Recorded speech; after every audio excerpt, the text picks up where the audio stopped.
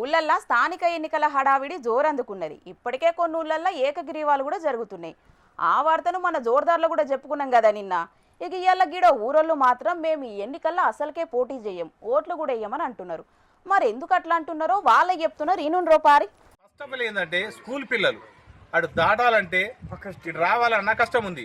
ఇంకొకటి second one, ఒకటి పశువులు అయితే ఘోరంగా చనిపోయినాయి. ఆల్మోస్ట్ చనిపోయినాయి. పిఎస్ కంప్లీట్ అయినాయి, అన్ని అయినాయి పశువులది.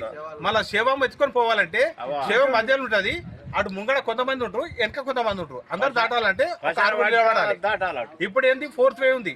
నెక్స్ట్ తరం ఏమైతుంది 6th వే అవుతుంది. ఇటు 3 అటు 3 అవుతాయి. అప్పుడు ఇంకెట్లా దాటాలి? పిల్లలు ఇట్లా దాటాలి. ఇప్పుడు ఒక ముసలి దాటాలి.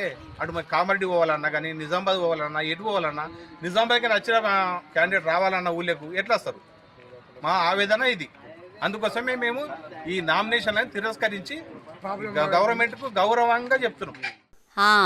వీళ్ళు ఎన్నికలను ఎందుకు బహిష్కరిస్తున్నారో మీకు కొంతవరకు సమజయ్యే ఉన్నదనుకుంటా.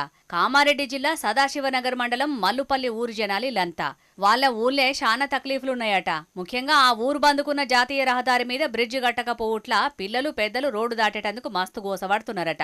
అధికారులు లీడర్లకు ఎన్ని మాటలు చెప్పినా ఎవ్వరు పట్టించుకుంటలేరట. ఇట్లా ఉత్తగా చెప్తే లాభం లేదు, సీదా పంచాయతీ ఎన్నికలు బహిష్కరిస్తేనే అధికారులు దిగత్తారు. ఊరు తిప్పలు తీరుతారని చెప్పి నామినేషన్ వేసేటందుకు సిద్ధమైన కూడా అందరు కలిసి నామినేషన్లు వేయకుండానే నిరసన తెలుపుదామని అనుకున్నారట. ఇక ఇయ్యాల ఊరోళ్ళు కొంతమంది గ్రామ పంచాయతీ ఆఫీస్ కాడ పంచాయతీ ఎన్నికలు బహిష్కరిస్తున్నామని ప్రకటించటాలకు అధికారులు ఊరోళ్లను బుజ్జగించి నామినేషన్లను వేసేటట్టు ప్రయత్నాలు చేస్తున్నారట.